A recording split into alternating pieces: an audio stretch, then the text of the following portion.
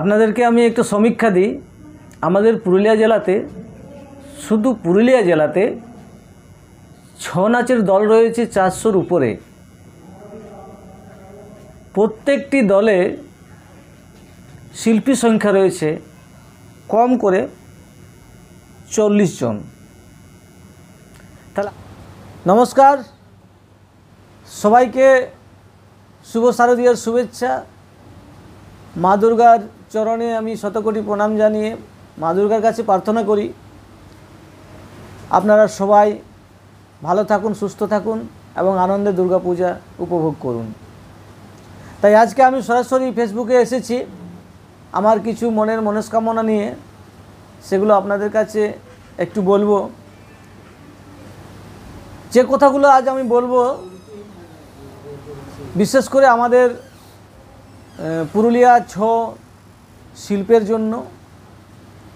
আর আমি যাদের কাছে আমার বার্তা দিতে চাইছি তারা যেমন আমাদের রাজ্যের, আমাদের দেশের যে দায়িত্বমান যে সম্মানীয় ব্যক্তিত্বরা রয়েছেন, তাদের কাছে আমার হাত জোড় করে অনুরোধ যে দয়া করে আমার এই কথাটা একবার শুনবেন। প্রথমেই আমি আমার পরিচয় দিই। সবাই জানেন আশা করি, কিন্তু তবুও আমি আমার পরিচয় দিই।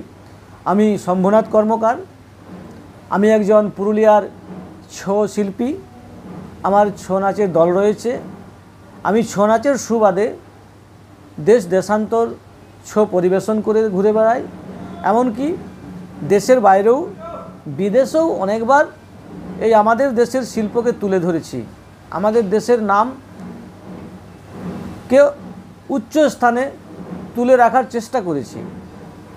তাই আমি একজন শিল্পী হিসাবে আমার দায়িত্ব পড়ে যে আমি আমার শিল্পের মান রক্ষা করার জন্য কিছু ভাবনা রাখা।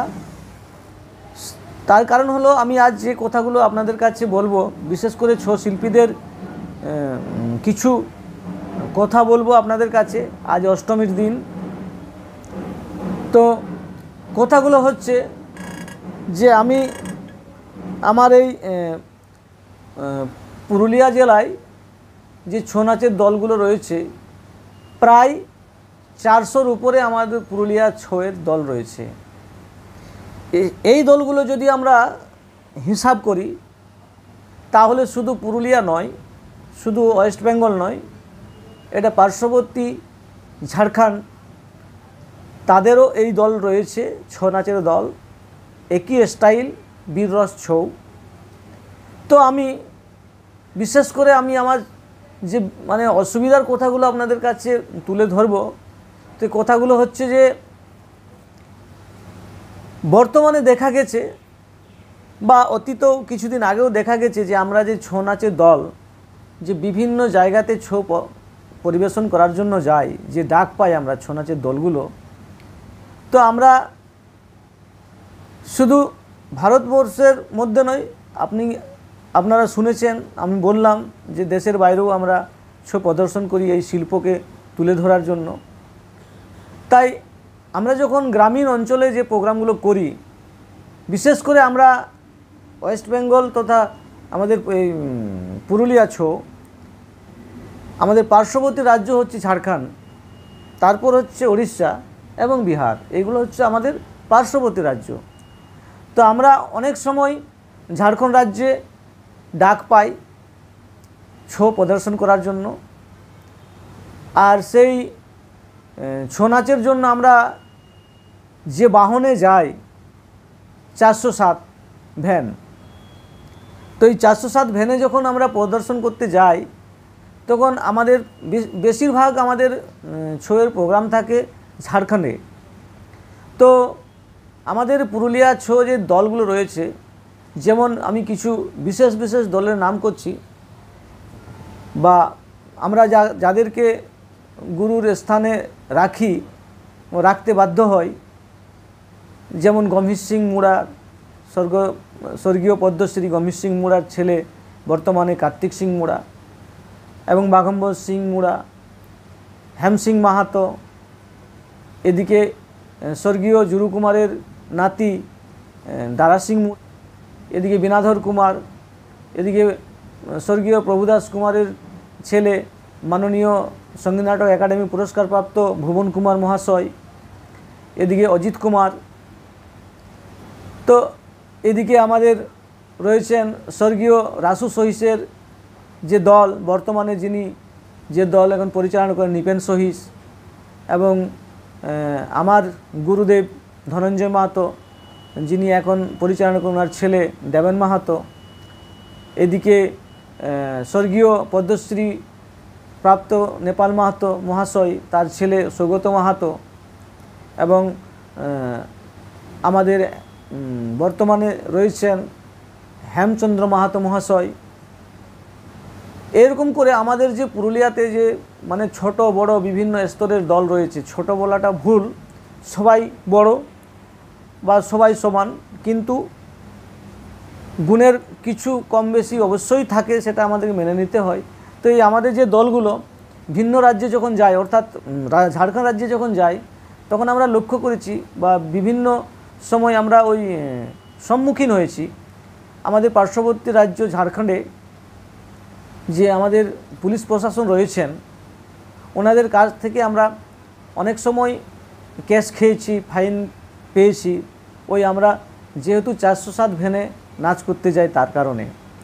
কিন্তু আমার অনুরোধ বা আমার বক্তব্য যে এটা শুধু আজকের রীতি নয়, এটা যখন থেকে ছো শুরু হয়েছে তখন থেকেই এইভাবেই আমরা ছোয়ে আসা যাওয়া করি, বা আমরা অনেক কষ্টে আসা যাওয়া করি।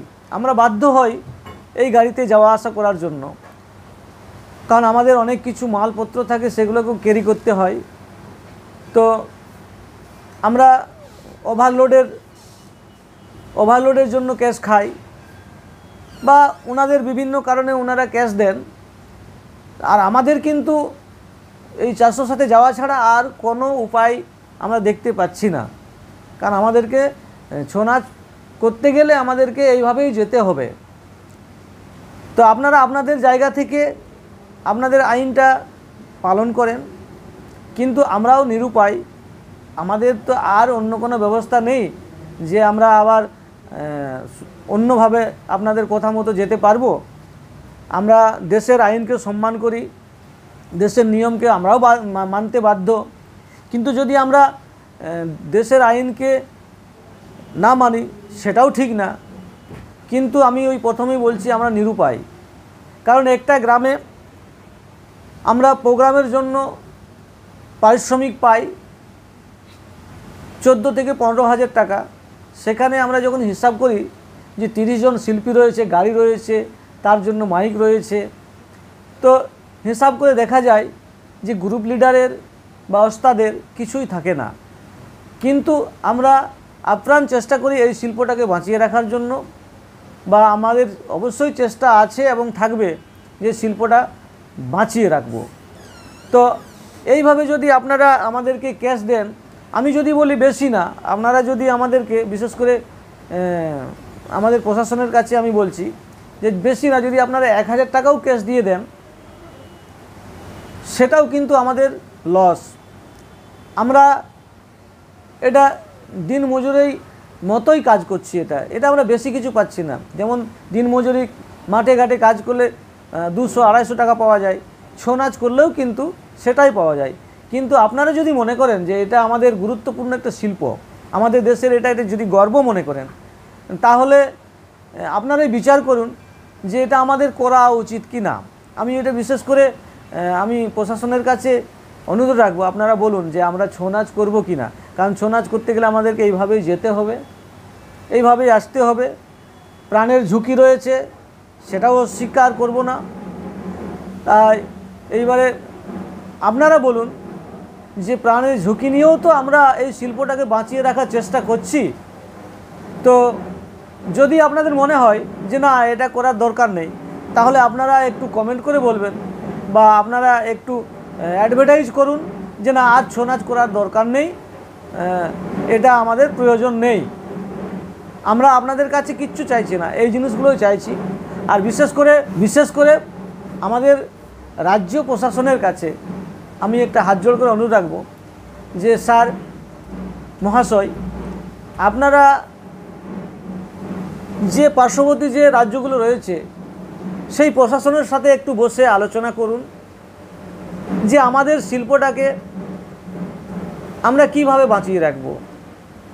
আমাদেরকে একটু সহযোগিতা করুন, কারণ এই প্রতি মুহূর্তে আমাদেরকে যেন হ্যারেস না করা হয় বা এই কেস নেওয়া না হয়। আমরা তো শিল্পী, আমরা তো আপনাদের এই শিল্পটাকে বাঁচিয়ে রাখছি, আমাদের যেমন দায়িত্ব। আপনারাও এটা যদি ভালো মনে করেন তাহলে আপনারা প্রশাসনে একটু যুক্তিবুদ্ধি করুন যে আমাদেরকে কিভাবে বাঁচিয়ে রাখবেন। কারণ আমি আমাদের পশ্চিমবঙ্গের প্রশাসনের কাছে আমি কৃতজ্ঞ। আমি এখনও শুনিনি পশ্চিমবঙ্গ কোনো প্রশাসন ঝাড়খণ্ডের যে ছৌ নাচের দল রয়েছে তারাকে কোনো এই ওভারলোড বা এই ছৌ নাচ গাড়িতে যে মানে 407 গাড়িতে আসার জন্য তাদেরকে ক্যাশ দেওয়া হয়েছে বা তাদের সাথে কোনো অন্যায় করা হয়েছে। তো আমরা চাইছি যে আমাদের সাথেও যেন একটু সদ্ব্যবহার করেন।